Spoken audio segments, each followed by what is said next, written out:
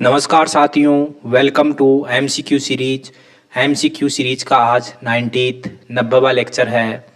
Question number first है, पूर्ण स्वराज की वचनबद्धता के साथ भारत में प्रथम स्वतंत्रता दिवस कब मनाया गया? तो 1929 के लाहौर अधिवेशन की अध्यक्षता की थी नेहरू ने।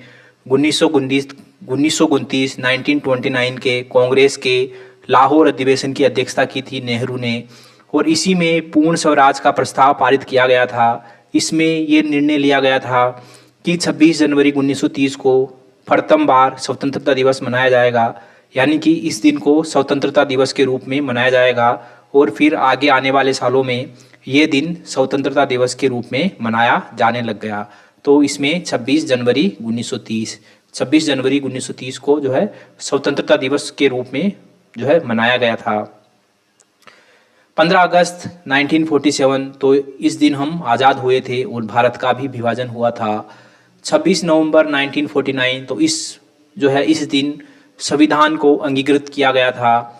26 जनवरी 1950, तो इस दिन हमारा संविधान लागू हुआ था। क्वेश्चन नंबर 2 है, कांग्रेस लीग समझौता, लखनऊ समझौता 1916 किनके संयुक्त प्रयासों से संपन्न हो सका? तो ये संपन्न हो सका बाल गंगाधर तिलक और मोहम्मद जिन्ना के प्रयासों से। मुस्लिम लीग की तरफ से जिन्ना ने प्रयास किया, मोहम्मद अली जिन्ना ने प्रयास किया, और कांग्रेस की तरफ से बाल गंगाधर तिलक ने प्रयास किया। तो ये लखनऊ समझौता हुआ। इसमें लखनऊ समझौते में एक काम और हुआ कि जो कांग्रेस के गरम दल और नरम दल के जो दल हैं, गरम दल और नरम दल के जो नेता हैं, वह भी जो है आपस की जो विरोध था उसको मिटाकर एक हो गए, क्योंकि जो है विरोध की वजह से इनको राजनीतिक रूप से काफ़ी नुकसान हुआ था और ये बात दोनों दल के नेता समझ चुके थे। तो लखनऊ समझौते में ये भी हुआ कि कांग्रेस के गरम दल और नरम दल के नेता एक हो गए, और उसमें लखनऊ समझौते में एक ये हुआ कि जो कांग्रेस और जो लीग है, दोनों ने जो लीग की जो मांग थी कि मुसलमानों के लिए पृथक निर्वाचिका का प्रावधान, तो इस प्रावधान को कांग्रेस ने स्वीकार कर लिया, और जो है इस प्रावधान को कांग्रेस ने स्वीकार कर लिया और लखनऊ समझौता होता है 1916 में। कई इतिहासकार ये कहते हैं कि जो कांग्रेस की ये बहुत बड़ी भूल थी कि उस समय अगर उन्होंने पृथक निर्वाचिका का प्रावधान स्वीकार नहीं किया होता तो शायद हो सकता है कि 1947 में जो है भारत का विभाजन नहीं होता। ठीक है, तो ये कुछ इतिहासकारों का ऐसा मानना है। तो कांग्रेस लीग समझौता, लखनऊ समझौता 1916 ये जिन्ना एवं तिलक के प्रयासों से जो है संपन्न हुआ। क्वेश्चन नंबर 3 है, गांधी बनाम लेनिन पुस्तक किसने लिखी? तो गांधी बनाम लेनिन पुस्तक लिखी S.A. डांगे, श्रीपाद अमृत डांगे ने ये पुस्तक लिखी। 1921 में ये पुस्तक प्रकाशित हुई, और इन्होंने समाजवादी साप्ताहिक पत्रिका की भी शुरुआत की जिसका नाम था द सोशलिस्ट। M.N. रॉय, तो ये इसमें डी ऑप्शन सही हो जाएगा। M.N. रॉय कानपुर बोल्शेविक षड्यंत्र मामले में उनको 1931 में 6 वर्ष की जेल हुई थी, और जेल में उन्होंने प्रिजन मैन्युस्क्रिप्ट नाम की बुक लिखी। B.R. अम्बेडकर, तो B.R. अम्बेडकर ने भी जो है बहुत सारी मौलिक रचनाएं लिखी। इनमें से थी एनहिलेशन ऑफ कास्ट्स, ये 1936 में लिखी गई। हुएवर द शूद्र, ये 1946 में लिखी गई। द अनटचेबल्स, ये 1948 में लिखी गई, और द बुद्ध एंड हिज धम्म, ये 1957 में लिखी गई। क्वेश्चन नंबर 4 है, पंडित मोतीलाल नेहरू की अध्यक्षता में गठित नेहरू समिति का कौन सदस्य नहीं था? तो हम जो है इसमें ऑप्शन में आइडिया लगाएं तो हमको दिखता है डी ऑप्शन, अरविंदो घोष। तो हमको पता है कि अरविंदो घोष 1910 से पहले ही जो है राजनीति से संन्यास ले चुके थे और आध्यात्मिक कार्यों में उनकी जो है गहरी रुचि थी, तो उसमें बहुत आगे बढ़ गए थे वे। तो वे 1910 से पहले ही जो है राजनीति से संन्यास ले चुके थे, और जो ये नेहरू रिपोर्ट है ये 1928 में आई है। तो इसका मतलब है कि ये जो है नेहरू समिति के सदस्य नहीं रहे होंगे, तो इसमें डी ऑप्शन हमारा सही हो जाएगा। नेहरू समिति के सदस्य कौन कौन थे? तो इसमें मोतीलाल नेहरू इसके अध्यक्ष थे, जवाहरलाल नेहरू इसके सचिव थे, इसके अलावा इसके सदस्य थे अली इमाम, तेज बहादुर सप्रू, मंगल सिंह, MS अने, सुभाष चंद्र बोस, शोएब कुरैशी और GR प्रधान। तो ठीक है, GR प्रधान, सर अली इमाम और सुभाष चंद्र बोस, तो ये जो है नेहरू समिति के अध्यक्ष, नेहरू समिति के सदस्य थे। जब साइमन कमीशन भारत आया तो साइमन कमीशन का भारत में बहुत बड़े पैमाने पर विरोध हुआ। इसका कारण था कि साइमन कमीशन में जो सभी सदस्य थे वे गोरे थे, इसमें भारतीयों का कोई प्रतिनिधित्व नहीं था, इसलिए इसका जो है विरोध हुआ। फिर उसके बाद जो भारत के राज्य सचिव थे उनका नाम था लॉर्ड बर्कनहेड, उन्होंने भारतीय नेताओं को चुनौती दी कि वे भारत का संविधान नहीं बना सकते। इसी चुनौती को स्वीकार करते हुए मोतीलाल नेहरू की अध्यक्षता में एक समिति गठित की गई भारत का संविधान का प्रारूप तैयार करने के लिए, और उन्होंने भारतीय संविधान का प्रारूप तैयार किया। इसी को नेहरू समिति रिपोर्ट के नाम से जाना जाता है। क्वेश्चन नंबर 5 के तरफ चलते हैं। 5 है, निम्नलिखित में से कौन सा ग्रंथ जैन धर्म से घनिष्ठ संबंध रखता है?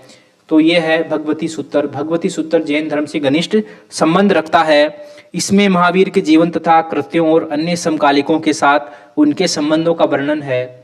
पंच सिद्धांतिका या 5 खगोलीय सिद्धांत पर ग्रंथ, ये ब्राह्मीर का सबसे महत्वपूर्ण कार्य था। त्रिपिटक, तो ये बौद्ध धर्म का जो है ग्रंथ है, बौद्ध धर्म का ग्रंथ है त्रिपिटक। इसमें 3 ग्रंथ है, सुत्त पिटक, विनय पिटक और अभिधम पिटक। युक्ति कल्पत्रु, तो ये परमार राजा भोज की रचना है। युक्ति कल्पत्रु, परमार राजा भोज के बारे में थोड़ा जान लेते हैं। परमार वंश के ये सबसे प्रसिद्ध शासक थे। वे कविराज की उपाधि से विभूषित थे। राजा भोज कविराज की उपाधि से विभूषित थे। उनकी प्रमुख रचनाएं हैं सरस्वती कंठाभरण, सम्रांगण, सूत्रधार और युक्ति कल्पत्रु। उनकी आत्मकथा का नाम है भोज प्रबंधम। क्वेश्चन नंबर 6 है। क्वेश्चन नंबर 6 है, 4 वर्णों का उल्लेख सर्वप्रथम कहाँ प्राप्त होता है? तो ये पुरुष सूक्त में प्राप्त होता है, ऑप्शन बी। ऋग्वेद के 10वें मंडल के पुरुष सूक्त में वर्ण व्यवस्था का पहली बार उल्लेख मिलता है, जिसमें एक विराट पुरुष के मुख से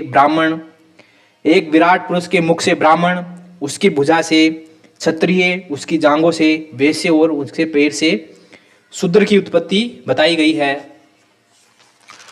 सबसे पहली बार शूद्र शब्द का उल्लेख पुरुष सूक्त में ही हमको मिलता है। क्वेश्चन नंबर 7 है, बौद्ध संघ में प्रवेश पाने वाली पहली स्त्री कौन थी? तो बौद्ध संघ में प्रवेश पाने वाली पहली स्त्री बुद्ध की जिसका पालन पोषण किया था उनकी मौसी गौतमी प्रजापति। बुद्ध के जो प्रिय शिष्य थे आनंद, उनके समझाने पर उन्होंने जो है गौतमी प्रजापति को जो है बौद्ध धर्म में प्रवेश दे दिया और वे पहली महिला थी। जब गौतमी प्रजापति को बौद्ध धर्म में उन्होंने प्रवेश दिया तो उन्होंने कहा कि पहले मेरा जो धर्म है वह 1000 साल चलता, लेकिन अब स्त्रियों को प्रवेश देने की वजह से ये 500 साल ही चलेगा। आम्रपाली वैशाली की नगर वधू थी। यशोधरा गौतम बुद्ध की धर्मपत्नी थी। और महामाया देवी, तो ये गौतम बुद्ध की जो है माता थी जिन्होंने उनको जन्म दिया था। क्वेश्चन नंबर 8 है, निम्नलिखित 4 स्थलों पर संपन्न हुई बौद्ध संगतियों का सही कालक्रम क्या है? तो इसमें सबसे पहले हुई थी राजगृह में, फिर वैशाली में, फिर पाटलिपुत्र में और फिर कुंडलबल में। तो इसमें बी ऑप्शन सही है। इसके बारे में एक बार जान लेते हैं। प्रथम बौद्ध संगति 483 ईसा पूर्व में हुई थी। ये राजगृह सप्तपर्णी गुफा, यहाँ पर इसका आयोजन हुआ था। इस समय शासक थे अजातशत्रु और इसकी अध्यक्षता की थी महाकश्यप ने। इसमें बुद्ध के उपदेशों को 2 पिटकों, सुत्त पिटक और विनय पिटकों में बांटकर संकलित किया गया था। दूसरी बौद्ध संगति 383 ईसा पूर्व में वैशाली में आयोजित हुई थी। उस समय शासक थे काला अशोक और इसकी अध्यक्षता की थी सर्वकामी ने। इसमें बौद्ध धर्म 2 भागों में विभाजित हो गया था, स्तीवर और महासांगिक में बट गया था। उसके बाद तृतीय बौद्ध संगति आयोजित हुई थी 251 ईसा पूर्व में। यह पाटलिपुत्र में आयोजित हुई थी और उस समय शासक थे सम्राट अशोक। इसकी अध्यक्षता की थी मोगलीपुत्र तीस ने और इसमें अभिधम पिटक का संकलन किया गया था तथा संघ भेद रोकने के लिए जो है कुछ कठोर नियमों का जो है निर्माण किया गया था। चतुर्बौद्ध संगति प्रथम शताब्दी ईस्वी में आयोजित हुई थी और ये कश्मीर के कुंडलबल में आयोजित हुई थी। उस समय शासक थे कनिष्क और इसकी अध्यक्षता की थी वसुमित्र ने और इसके उपाध्यक्ष थे अश्वघोष। इस समय बौद्ध धर्म दो संप्रदायों हीनयान और महायान में विभाजित हो गया था। तो क्वेश्चन नंबर 9 है, अगले क्वेश्चन की तरफ चलते हैं। क्वेश्चन नंबर 9 है, आजीवक धर्म संप्रदाय के धर्म गुरु का क्या नाम था? तो आजीवक धर्म संप्रदाय के धर्म गुरु का नाम था मखली गोसाल, मखलीपुत्र गोसाल। ये धर्म भाग्यवाद में मानता था कि जो होता है भाग्य के अनुसार होता है, हमारे करने से कुछ नहीं होता, कर्म का कोई फल नहीं होता, ऐसा इनका मानना था। अजीत केस कंबलिन, तो अजीत केस कंबलिन चारवाक दर्शन के प्रतिपादक थे। ये भौतिकवादी दर्शन था। पूर्ण कश्यप अक्रियावादी थे, यानी कि मनुष्य के अच्छे या बुरे कर्मों का कोई फल नहीं होता है। सुदास, तो सुदास का जिक्र आता है ऋग्वेद में उल्लेखित एक राजा सुदास। चलते हैं अगले क्वेश्चन की तरफ। क्वेश्चन नंबर 10 है, निम्नलिखित में से कौन सी रचना हर्ष द्वारा रचित नहीं है? तो हर्ष ने रची 3 रचनाएं, रत्नावली, नागानंद और प्रियदर्शिका। और जो हर्ष चरित्र है, ये हर्ष के जीवन के बारे में इसमें वर्णन है, लेकिन इसकी रचना की थी बाणभट्ट ने। बाणभट्ट जो कि हर्ष का दरबारी कवि था, उसने इसकी रचना की थी। तो रत्नावली, नागानंद और प्रियदर्शिका हर्षवर्धन की रचना है, लेकिन जो हर्ष चरित्र है वह बाणभट्ट की रचना है और इसमें हर्ष के जीवन के बारे में वर्णन है। ठीक है साथियों, MCQ सीरीज का लेक्चर नंबर 90वां यही समाप्त होता है। मिलते हैं अगले लेक्चर में, तब तक के लिए थैंक यू वेरी मच।